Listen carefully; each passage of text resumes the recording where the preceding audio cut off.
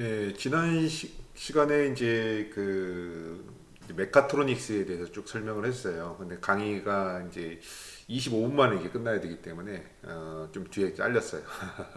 그래서 AD 변환까지는 했는데 오늘 저기 DA 변환 또 디지털에서 이제 아날로그로 변환되는 DA 변환 좀 얘기를 할 거고 그 뒤로는 이제 쭉 뭐 센서 좀 나와 있고 그다음에 뭐 그 메카트론 시스템의 예제가 하나 또 나와 있어요. 그 다음에 이제 그 최적 설계로 넘어가거든요. 최적 설계부터는 이제 기계 설계에 관한 내용입니다. 근데 이제 사실은 모든 설계가 최적 설계죠. 우리가 그 여러 가지 인자, 파라미터들이 있는데 그 중에서 인자를 어떤 목적에 따라서 목적 함수에 따라서 최적화 시키는 게 그 뭐 사실은 모든 공학 설계의 목표입니다. 그렇기 때문에 이제 그것을 하기 위해서는 굉장히 이제 잡다한 지식들이 필요해요. 그래서 제가 첫 시간에도 이야기했고, 그 다음에 이제 쭉 그 제품 기능이라든지 이런 걸 쭉 이야기했습니다만, 어, 우리가 그 최소의 비용으로 최적의 성능을 내는 제품을 만들어야 되거든요. 그게 목표거든요. 그렇기 때문에 그 목표를 충족시키기 위해서는 우리가 가지고 있는 지식을 총동원해서 새로운 기계를 설계를 해야 됩니다. 네, 그래서 이제 그 최적 설계를 이해하기 위해서는 굉장히 많은 역학적인 지식이라든지 아까 지난 시간에 설명했던 메카트로닉스라든지 또 이제 이 이후에 설명할 뭐 생산 기술이라든지 이러한 뭐 제조 공정도 포함되죠. 그다음 마케팅도 포함되고요. 그래서 여러 가지 지식들이 이제 종합돼서 합쳐져야 돼요. 이 모든 교과목들을 여러분들이 그 학교에서 배우는 것들도 있고 미처 이제 전공에서 커버를 못 해주는 그런 부분도 있어요. 네, 그래서 그런 부분에 대해서 여러분들이 평생 학습을 통해서 어떤 자격을 갖춰 나가야 된다. 이렇게 이해를 하시고 계시면 됩니다. 따라서 좋은 기계공학자는 마치 그 오케스트라의 지휘자와 같습니다. 항상 이야기 많이 하거든요. 굉장히 많은 지식들을 섭렵해야 되고요. 또 이러한 기능들을 우리가 한 가지 목표를 위해서 우리가 적절하게 자원을 배분하고 합칠 줄 알아야 됩니다. 또 이러한 것들은 혼자서 할 수 없기 때문에 항상 팀을 이뤄서 한다겠죠. 그래서 여러분 요즘 이제 팀워크에 대해서 이제 절실하게 공부를 하고 배우고 있을 텐데 이런 팀워크를 통해서 여러분들이 좀 더 나은 방향으로 공부를 하게 될 것입니다. 그래서 일단은 지금 하고 있는 내용들은 앞으로 여러분들이 기계과에 와가지고 공부를 할 그런 전반적인 내용들이 다 포함되어 있습니다. 따라서 지금 좀 미리 관심이 있으면 또 공부를 더 해놓으면 여러분들이 나중에 굉장히 도움이 될 거예요. 꼭 그래서 시험에 꼭 나온다고 생각해가지고 공부를 하지 말고 좀 굉장히 중요한 내용을 지금 하고 있으니까 졸지 말고 끝까지 잘 들어주시기 바랍니다.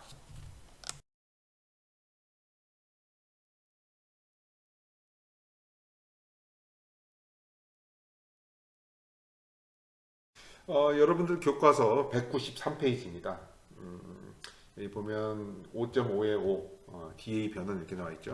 아까 AD 변환과 DA 변환은 반대 개념이죠. 디지털 신호를 아날로그 신호로 바꿔준다. 이렇게 이해하시면 되고요. 어떤 디지털 신호라는 것은 0과 1로 이루어진 이진수 신호라고 볼 수 있습니다. 000, 11, 뭐 000 뭐 이런 식으로요. 그래서 이것을 아날로그 신호인 전류나 전압으로 이렇게 바꾸는 그런 장치라고 보시면 돼요. 그래서 여기 보시면 뭐 이진 가중 저항형도 있고 뭐 R2R 사다리형도 있고 뭐 여러 가지 형태의 그 AD 변환기가 예가 나와 있는데 여러분들 이렇게 생각하시면 됩니다. 이게 뭐 저기 시험에 안 나와요. 그런 거 걱정하지 말고 외우지 말고 이게 어떻게 작동하는지 이제 회로도를 보면 이게 지금 여기 보시는 게 회로도거든요. 회로도를 보시면서 이해를 하도록 하겠습니다. 여기 보면 까만색 있고 흰색이 있잖아요. 이게 이제 0과 1이에요. 말하자면. 그래서 이제 여기 이제 전기가 탁 통하면 이제 이게 1이 되는 거죠. 1이 되면 이게 스위치가 탁 켜지는 거예요. 그래서 이제 여기 보시면 각각의 스위치가 작동을 하게 되는 거죠. 그럼 이 스위치는 어떤 부하에 연결이 되는데 그 부하에 뭐가 달려 있습니까? 여기 보시면 이게 뭡니까? R이 resistance, 저항이란 뜻이죠. 이 저항이 따라서 이 저항으로 변환이 되는 거죠. 이 저항의 양단에 전류가 흘러가게 되면 뭐가 있어야 됩니까? 전압이 있어야 되겠죠. 그래서 전압 신호가 변합니다. 이 전압 신호를 모아서 이제 여기 보시면 이게 증폭기입니다. 보통 OPMP 뭐 이런 거 쓰는데 증폭기, 증폭 회로를 왜냐하면 굉장히 신호가 미약하기 때문에 이걸 이제 좀 뻥튀기 해야 돼요. 그렇게 해가지고 우리가 필요한 장치, 뭐 액추에이터라든지 뭐 다른 그 저기 장치로 이제 그 보내게 됩니다. 그래서 뭐 이렇게 생긴 게 이제 이진 가중 저항형이고 좀 비교적 간단하죠. 이거보다는 조금 이제 복잡할수록 그 비싸고 그다음에 또 이제 좀 약간 어드밴스된 좀 발전된 그런 기계라고 아니 장치라고 보시면 됩니다.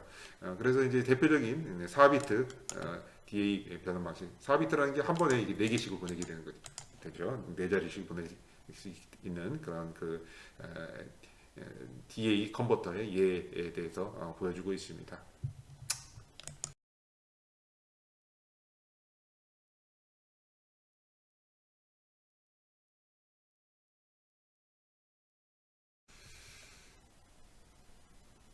예, 그 다음에 이제 센서에 대해서 설명을 드리겠는데요. 메카트로닉스 시스템에서는 기계 장치의 어떤 물리량, 예를 들어서 온도라든지 어떤 응력이라든지 속도라든지 이런 물리량을 컴퓨터를 이용해서 이제 측정을 해야 돼요. 그러면 컴퓨터한테 알려줘야 되거든요. 그러면 이제 측정을 하려면 어떻게 해야 되겠어요? 여기에서는 이제 어떤 그 물리적인 그 원리를 이용해서 측정을 하겠죠. 거기다 뭐 저항이 붙어 있다든지, 그래서 이 저항이 변하는 에 따라서 전압이 변하는 그런 그 전압의 신호를 우리가 컴퓨터한테 전달을 해야 되는데 그 물리량에 비례해서 어떤 전기적인 신호가 나와요. 예를 들어서 전압이라든지 전류라든지 이런 것들이요. 근데 이것을 그냥 그대로 컴퓨터에 갖다 주면 컴퓨터는 이해를 못하죠. 왜냐하면 0이나 1이나 이런 신호가 돼야 되니까. 그래서 그걸 이제 변환할 수 있는 그 센서가 필요하다. 센서. 그래서 이제 센서가 필요한데요. 여기 보시면 어떤 이제 물리량이라는 것은 크게 온도, 압력, 위치, 속도, 가속도, 회전각도, 각속도, 각가속도 뭐 이러한 다양한 물리량들이 있습니다. 그래서 이런 것들의 물리량을 우리가 이제 그 측정을 하는 것이 바로 이제 센서인데요. 센서 선정할 때 제일 그 고려해야 될 게 있어요. 이 센서를 여러분들이 검색을 해보면요. 저기 인터넷이나 뭐 이런 그 웹사이트 같은 데서 굉장히 많은 종류가 있어요. 그런데 이제 첫 번째 여러분들이 그 알아야 될 게 뭐냐면 내가 측정할 어떤 그 예를 들어 온도라고 한번 가정해 봅시다. 그러면 온도의 범위가 얼마냐? 예를 들어서 온도가 뭐 다 측정할 수 있는 건 아니에요. 예를 들어서 어떤 센서는 20도에서 30도까지 측정할 수가 있고 어떤 센서는 뭐 30도부터 100도까지를 측정할 수 있고 고온은 또 이런 센서를 쓰고 각 센서의 종류에 따라서 이런 온도의 범위가 정해집니다. 그 다음에 또 중요한 게 뭐냐면 그 얼마만큼 정확히 측정할 수 있는지 해상도가 정해져 있죠. 그래서 그런 것들 그런 이제 분해능이라고 하죠. 그래 또는 뭐 감도 이게 신호가 바뀌었을 때 얼마만큼 빠르게 얘가 전환할 수 있느냐. 또 이제 그 어떤 응답 어떤 신호가 들어갔을 때 얘가 그 반응을 하는 그 반응 속도라든지 또는 이제 그 온도가 이제 그 막 바뀌고 있을 때 그것을 얼마만큼 잘 추적해서 변환시킬 수 있느냐. 또 이제 신뢰성이라든지 정확성이라든지 반복 정밀도라든지. 그래서 한번 쟀는데 예를 들어 20도가 나왔어요. 그 다음에 쟀는데 이 센서로 재니까 30도가 나오고 이 센서로 재니까 좀 18도가 나왔어요. 그러면 히스테리시스라고 하죠. 이랬다 저랬다 하는 거. 성격이 그냥 히스테릭해요. 네. 그런 센서들은 우리가 신뢰성이 낮다. 이렇게 볼 수가 있겠죠. 그래서 이런 것들을 다 고려를 해야 되고, 무엇보다도 고려해야 될 게 이제 가격이죠. 또 이제 크기나 무게가 또 있을 수 있겠죠. 이런 센서가 여러분들의 기계 요소인데, 어떤 기계 종류에 따라서 센서를 고를 때는 항상 이런 고려사항을 우리가 충분히 고려를 해야 된다. 여기서 중요 표시 안 해놓을게요. 대표적인 센서는 이제 포텐시오미터나 인코더입니다. 그래서 이제 포텐시오라는 것은 이제 포텐셜이라는 말이 나왔는데 예를 들어서 자기 포텐셜, 자기장이 있단 말이에요. 자기장이 있으면 그 자기장을 가지고 측정을 하거나 전기장을 가지고 측정을 하거나 뭐 이런 그 아날로그 센서들이 있을 수 있고 그 다음에 이것을 이제 디지털 신호로 이제 우리가 바꿔줄 수 있는 인코더 이런 것들도 많이 사용을 합니다. 그래서 여기 포텐시오미터 보시면 여기 보시면 뭐 이 안에 보면 전자석이 있겠죠. 이게 코일이 돌아가 있겠죠. 그래서 막 돌리면 이 어떤 전기장이나 자기장이 변해가지고 여기에서부터 어떤 전류나 전압 신호가 나오게 되겠죠.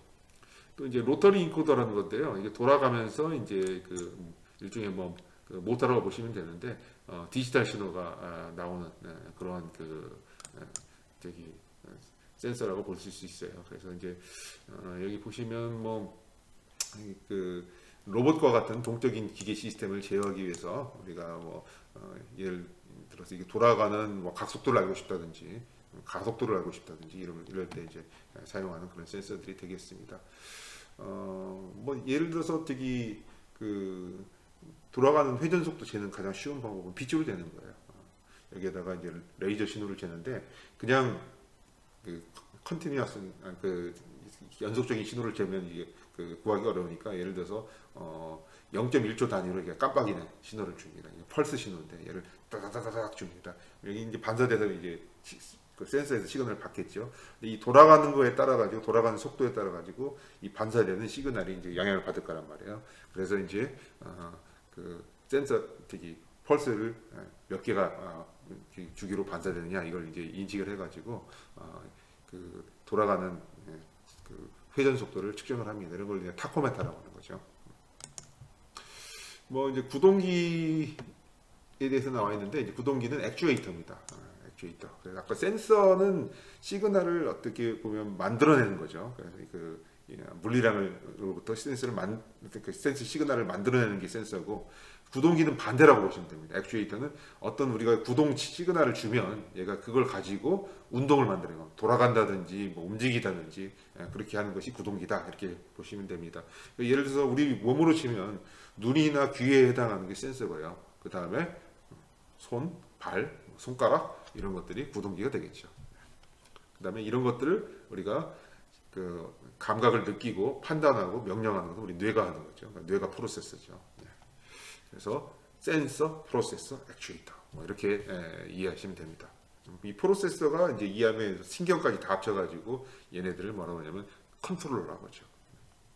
그래서 이제 구동기의 종류에는 솔레노이드 그 코일입니다. 코일을 실는 솔레노이드라고 하고 여기 지금 연구 자석하고 이제 코일하고 이제 같이 있는데 이거 전기 모터도 있을 수 있고 그다음에 유압이나 공압으로 움직이는 경우도 있습니다. 기계 쪽에서는 유공압 많이 쓰죠. 그래서 유공압 실린더, 유압 로터리 모터 이런 것들이 있다. 대표적인 구동기는 제일 우리 주위에서 많이 볼 수 있는 게 지금 여기 밑에 보시는 요겁니다. DC 서버 모터 이런 겁니다. 여기에서 이제 어떤 시그널이라는 것은 결국은 이 코일에다가 전류나 전압을 많이 일으키는 거죠. 그러면 전류가 들어갔을 때, 전압이 걸렸을 때 이 코일에서 뭐가 발생을 해요? 자기장이 발생을 하죠. 패러데이의 그 전자기 유도 법칙에 의해서 이 자기장이 발생합니다. 오른손 법칙 이런 거 많이 배웠죠. 왼손 법칙, 오른손 법칙. 그래가지고 이제 그 바깥에 이제 자석이 있기 때문에 아니면 자석을 만들어줬을 때 여기가 바깥에가 N극이고 이게 S극이 되면 반대 극이니까 딱 붙어서 안 움직여요. 반면에 이제 극성이 같다면 서로 이제 밀어내니까 이때부터 돌아가기 시작하겠죠. 그 다음에 이제 반대 극성이 왔을 때 잠깐 전류를 끊어버리면 그 역할을 하는 게 이제 브러쉬죠. 끊어버리면 이게 관성이 돼서 이게 넘어가 버리겠죠. 그 다음에 또 같은 극끼리 만나면 또 밀어내고. 그래서 그런 성질을 이용해 가지고 굉장히 오랫동안 연속적으로 돌릴 수가 있습니다. 한 바퀴 돌 때마다 카운트가 가능하다면 정확히 몇 바퀴 돌아갔는지가 그 숫자를 셀 수가 있겠죠. 그래서 이런 것들이 이제 구동기의 대표적인 예인 DC 서브 모터에 해당합니다.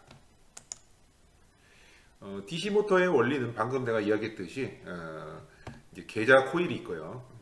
그 다음에 이제 전기자 코일이 있습니다. 계자 코일은 이걸 연구 자석으로 만들기도 해요. 그렇지만 이제 여기 항상 한쪽 방향으로 전류가 흘러서 이쪽 한쪽은 S극, 한쪽은 N극 이렇게 고정이 되어 있죠. 또는 이것을 그 연구 자석으로 대체할 수도 있어요. 그 다음에 이 안에 이제 움직이는 회전자, 이걸 전기자라고 하는데 이 전기자 코일이 또 감겨져 있습니다. 그래서 이제 전류가 흘러가면 얘가 이제 자석이 됐다가 그 중간중간에 우리가 브러쉬를 이용해서 그 스위치가 끊어지죠. 왜 그러냐면 아까 얘기했듯이 한쪽은 N극이고 한쪽은 S극이 돼가지고 이제 딱 붙게 되면 더 이상 안 움직이기 때문에 이것을 그 전류를 순간적으로 한쪽을 끊어줘 가지고 이게 넘겨야 되는 그런 필요가 있는 거죠. 그래서 그 회전시키는 토크를 발생시켜서 이게 한쪽으로 이제 회전하게 됩니다. 거꾸로인가요? 이렇게 회전하게 되죠.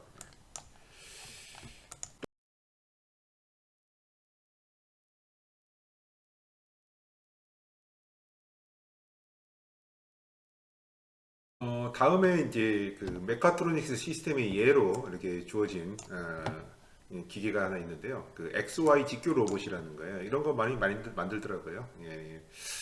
저기 그 주로 사용하는 것은 이제 뭐 3D 프린터나 뭐 이런 쪽에 많이 사용을 해요. 그래가지고 어떠한 평면상에서 어떠한 그 위치를 정확히 XY 좌표를 잡을 때 사용을 하고요. 이동하는 방법은 여러분들 그 인형 뽑을 때 이렇게 조정한 거 있죠. 이렇게 한쪽으로 딱 조정하면 이게 이렇게 갔다가 또 어떤 그 가로 세로 방향으로 또 이게 가고 뭐 이런 식으로 가는 그런 장치라고 볼 수 있습니다. 그래서 일축 직선 이송 기구를 두 개를 이제 붙여놨는데요. 한 1차원적으로 얘가 움직이는 방법은 여기 이제 볼 스크류가 파져 있고요. 그 나사선이 파져 있고요. 이런 식으로 여기 이제 너트가 있어가지고 이 너트를 이제 그 돌리면서 그러니까 모터로 이제 볼 스크류를 돌리면서 이 너트하고 이제 맞물릴 거 아니에요. 그럼 맞물린 부분이 이렇게 돌아가면서 이쪽 방향으로 좌우로 이렇게 이동을 합니다. 우리가 뭐 회전 운동을 직선 운동으로 바꾸는 방법은 이제 힘이 많이 들어간 축은 뭐 크랭크라든지 좀 정밀하게 제어를 할 부분은 캠이라든지 뭐 레크와 피니언 뭐 여러 가지 장치들이 있는데 여기서 가장 원시적인 볼 스크류와 너트를 이용해 가지고 이렇게 움직입니다. 따라서 오래 쓰게 되면 이 볼 스크류와 너트의 마찰에 의해서 나사선이 뭉개진다거나 뭐 그런 문제가 발생을 하겠죠. 이후에 이제 부하가 있는데요. 이 부하를 이제 적당하게 어떤 정확한 위치로 이제 옮기는 그러한 기구 장치라고 볼 수 있습니다. 이거 보시면 아시겠지만 여기까지는 전부 다 이제 기계적인 장치들이죠. 근데 이제 여기 이제 전기적인 장치가 하나 들어가 있는데 이게 이제 모터하고 인코더죠. 그래서 모터는 이걸 구동시키는 일종의 액추에이터라고 보시면 되고요. 그다음에 여기에 들어가는 인코더가 이제 컴퓨터가 신호를 보내면 그 신호를 아날로그 신호로 이제 그 모터에 전달을 해서 이 모터가 정확하게 정확한 위치에 가게 하는 거죠. 만약에 아날로그 신호라고 했다면 이게 소수점이 가능하니까 이게 그 중간에 어중간한 위치에 가서 멈출 수도 있지 않습니까? 네, 그렇기 때문에 이것을 이제 정확히 제어를 하기 위해서는 우리가 인코더를 통해서 어떤 디지털 신호로 제어를 하는 것이 가장 적합합니다. 여기 보시면 이제 XY 직교 로봇이라는 건 결국 이런 그 1차원 요소들을 두 개를 그 직교하게 이게 직각이죠. 직교를 해서 한쪽이 그 X축, 그 가로축이 X축이 되는 거죠. 또 한쪽이 Y축, 세로축이 X축이 되는 거죠. X축과 Y축으로 이렇게 우리가 원하는 위치로 얘를 보내는 그런 그 기계 장치가 되겠습니다. 그래서 여기 보시면 카운터가 필요해요. 이 카운터라는 것은 지금 얘가 얼마만큼 움직였는지를 저기 그 일정한 간격으로 얘가 이제 그 숫자를 쓸 수가 있습니다. 이걸 이제 카운터라고 하는데요. 이 카운터가 바로 인코더에 연결이 돼 있고 이 인코더하고 또 모터가 연결이 돼 있죠. 그래서 여기 보시면 어떤 그 기준 궤적을 PC에서 만들어 줍니다. 그래서 예를 들어서 이런 식으로 움직여라 XY XY 그래가지고 좌표를 줍니다. 그러면 이게 이제 디지털 신호로 되어 있기 때문에 디지털 신호를 아날로그 신호로 변환시키는 이런 장치가 필요하겠죠. 그러면 이제 그 서버 모터의 드라이브에 이제 연결이 돼가지고 각각의 드라이브를 정밀하게 조정을 합니다. 그렇게 되면 이제 모터가 움직이게 되죠. 근데 여기가 아까 이제 표시했던 인코더 부분이 되는 거예요. 그래서 이제 모터가 이제 몇 바퀴 돌아가지고 이제 뭐 X, Y 정확한 위치에다가 얘를 갖다 놓는 거죠.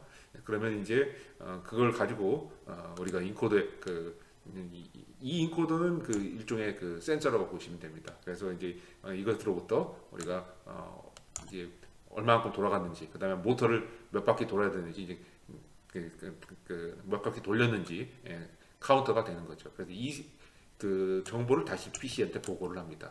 그럼 이 PC 프로세스에서 그걸 고려를 해가지고 새로운 지도를 그리겠죠. 얘가 지금 처음에 이 위치에 있었는데 작동을 하고 난 다음에 이 위치에 가 있다. 그리고 새로운 위치로 갱신하겠죠. 이것을 반복적으로 하게 되면 우리가 제대로 된 제어를 할 수가 있습니다.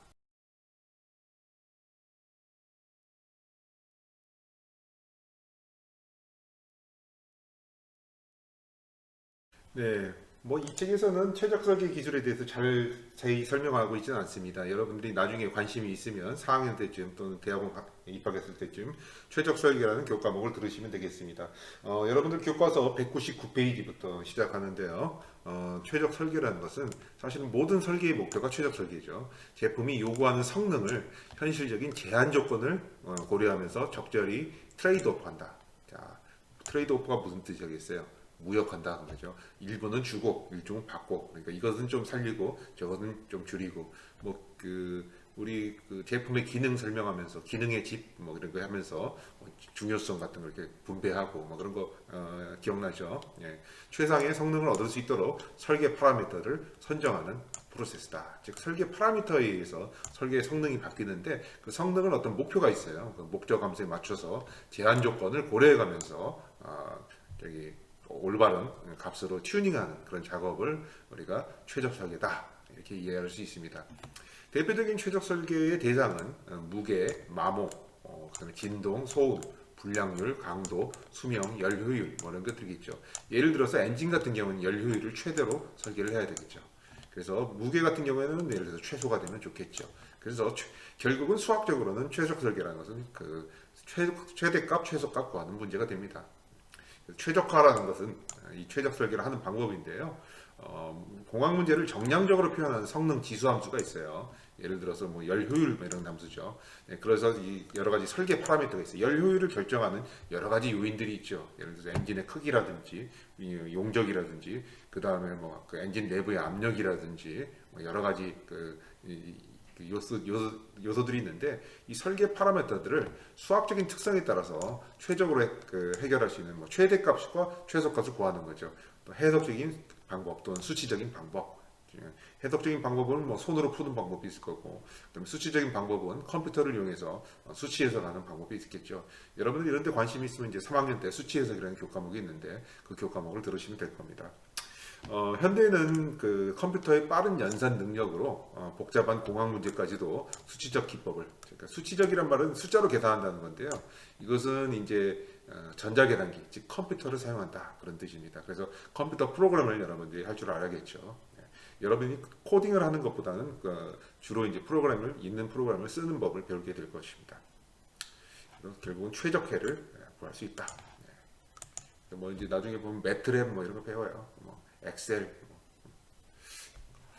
목표로 하는 성능을 설정한 뒤에 목표 성능에 가장 민감하게 영향을 미치는 설계 파라미터를 선정한다. 이게 첫 번째 과정이죠. 즉 파라미터가 뭔가. 즉 파라미터 우리말로 인자라고 하는데 그 요인이 되는 그런 변수들이 뭐가 있는지를 먼저 파악을 해야 됩니다. 그래서 1번이 이제 설계 파라미터를 선정하는 거죠. 두 번째, 설정한 목표 성능 등을 적절히 트레이드 오프 해야 돼. 트레이드 오프라면 계속 나오고 있죠. 어떤 것은 살리고 어떤 건 좀 죽이고 그런 거죠. 성능 지수 함수를 정의한다. 어떤 성능 지수를 우리가 알게 되면 우리가 영어로 figure of 메리트라고 하는데요. figure of 메리트가 결정이 되면 이것을 최대로 하거나 최소로 하거나 소음 같은 것은 최소로, 효율 같은 것은 최대로 이렇게 해야겠죠. 그래서 이제 그 정의를 하게 되면 이것들이 그 무한정 우리가 그 넓은 범위에서 선택할 수 있는 것이 아니에요. 어떤 제한 조건 하에서 최소 또는 최대가 되도록 최적화 이론을 사용해서 설계 파라미터의 값을 결정해야 됩니다.